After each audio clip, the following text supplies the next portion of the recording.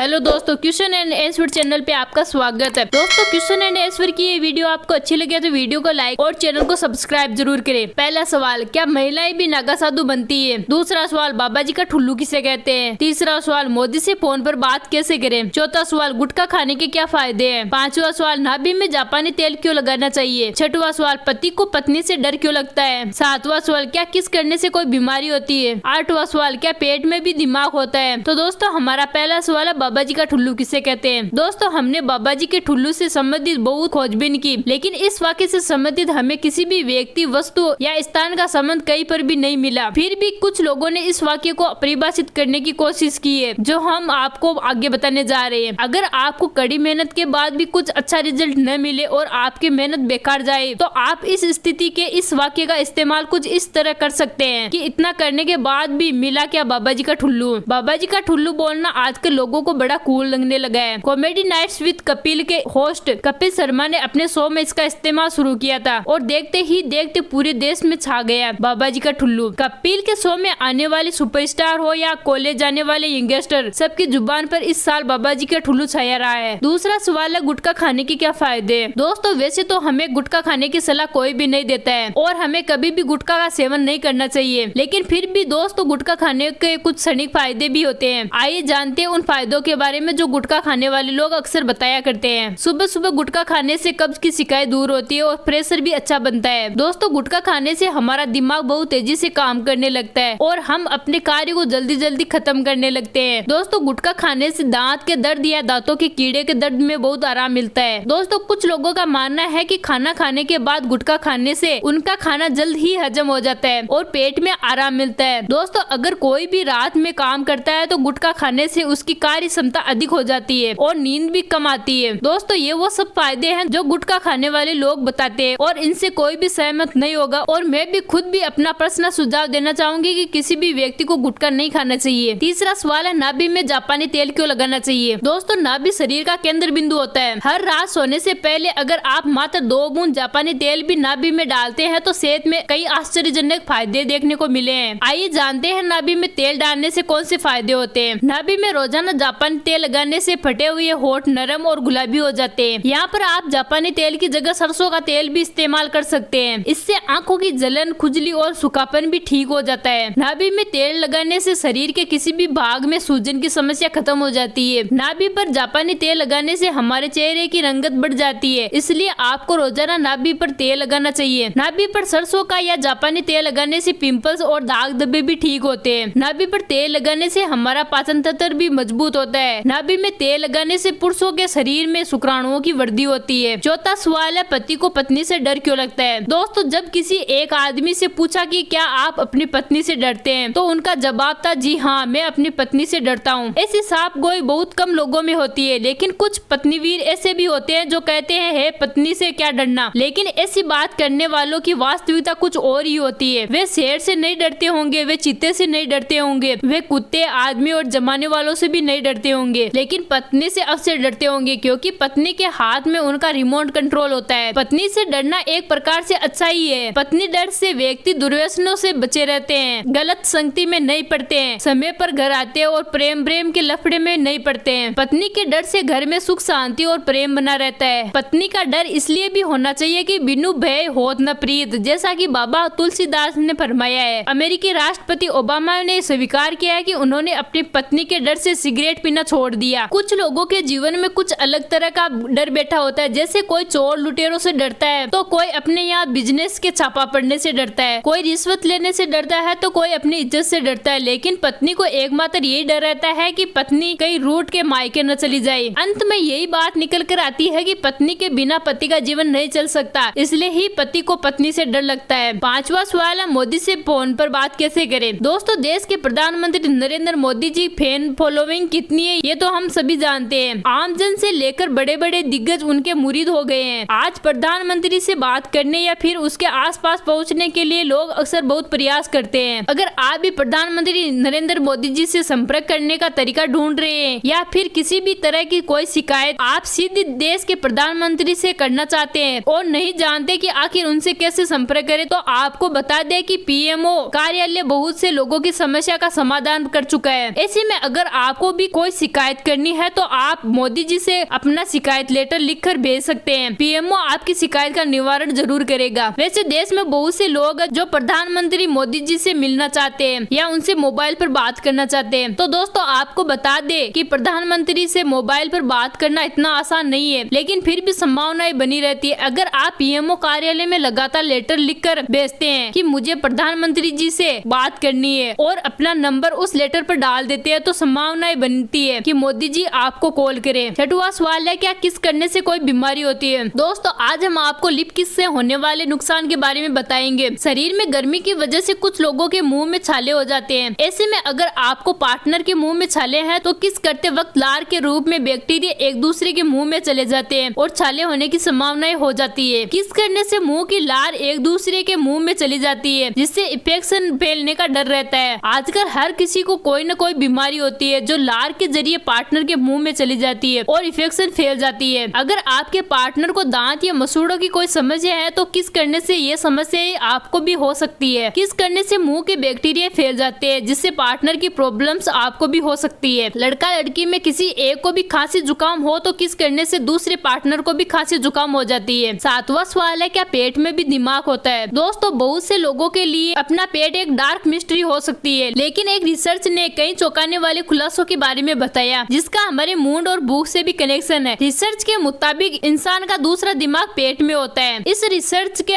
दौरान निकल कर आया कि हमारी आंतों में तकरीबन 1000 मिलियन सेल्स होते हैं। छोटा दिमाग बेशक ज्यादा सोचने का काम नहीं करता है, लेकिन वो रोज की जरूरी पाचन क्रिया को नियंत्रित करता है। साथ ही खाने में मौजूद जरूरी मिनरल्स को खाने से निकालता है जो शरीर के लिए बहुत जरूरी है। ये सब न्यूरॉन्स का जाल जिसे वेगस नर्व्स कहते हैं, वो हमारी पाचन क्रिया को हमारे दिमाग से जोड़े रखते हैं, जो हमारी भावनाओं को प्रभावित करते हैं। उदाहरण के तौर पर जब हमें लगता है कि पेट में चूहे दौड़ रही है या तितलियां उड़ रही है, ये असलियत में हमारे पेट में मौजूद दिमाग है जो सिर में मौजूद दिमाग से बात कर रहा होता है। जब हम घबरा जाते हैं या बेचैन हो जाते हैं तब खून अपना रास्ता आंतों में बदलकर मांसपेशियों में जाने लगता है और ये तरीका है पेट का विरोध दिखाने का। रिसर्च में निष्कर्ष के तौर पर पाया गया कि दिमाग हमारे फैसले लेने वाली प्रक्रिया को निर्धारित करता है, पर यह बिल्कुल साफ हो गया कि हमारी आदतें काफी गहरा असर डालती है कि हम किस तरह का व्यवहार कर रहे हैं। आठवां सवाल है, क्या महिलाएं भी नागा साधु बनती है? दोस्तों नागा साधुओं के बारे में आपने कई बातें सुनी होगी, लेकिन क्या आपने महिला नागा साधु के बारे में सुना है? जी हाँ, जैसे पुरुष नागा साधु होते हैं वैसे महिलाएं भी नागा साधु होती है। ये भी पुरुष नागा साधु की तरह हिमालय की गुफाओं में रहती है। आज हम आपको बताएंगे महिलाएं नागा साधु से जुड़ी कुछ रोचक तथ्य के बारे में। किसी भी महिला को महिला नागा साधु बनने के लिए 10 साल तक पूर्ण ब्रह्मचर्य का पालन करना सबसे जरूरी काम होता है। 10 साल तक पूर्ण ब्रह्मचर्य का पालन करने के बाद इस बात का निर्णय लिया जाता है कि महिला को नागा साधु बनाया जा सकता है। इस बात का निर्णय महिला नागा साधु की गुरु ही करती है। इसके बाद ही आगे सारे काम किए जाते हैं। महिला नागा साधु बनने के लिए मुंडन किया जाता है। इसके अलावा उसकी पूरी संपूर्णता सुनिश्चित करने के लिए उसे ये साबित करना होता है कि वह अपने परिवार से दूर हो चुकी है और अब किसी भी बात का मोह नहीं है। महिला और पुरुष नागा साधुओं में केवल एक अंतर होता है। महिला नागा साधुओं को पीले कपड़े से खुद को ढकने के लिए बनाया जाता है। उन्हें बिना कपड़ों के स्नान करने की अनुमति नहीं है और इसलिए उन्हें स्नान करते समय उस पीले कपड़े का उपयोग करना पड़ता है। महिला नागा साधु बनने से पहले खुद का पिंडदान और तर्पण करना पड़ता है। महिला नागा साधु माथे पर तिलक और सिर पर एक चोला धारण करती है। आमतौर पर यह चोला भगवा रंग का या सफेद होता है। कुंभ में नागा साधुओं के साथ ही महिला नागा साधु भी शाही स्नान करती है। अखाड़े में इन्हें पूरे सम्मान दिया जाता है। तो दोस्तों हमारी ये वीडियो आपको अच्छी लगे तो वीडियो को लाइक करें और चैनल को सब्सक्राइब जरूर करें।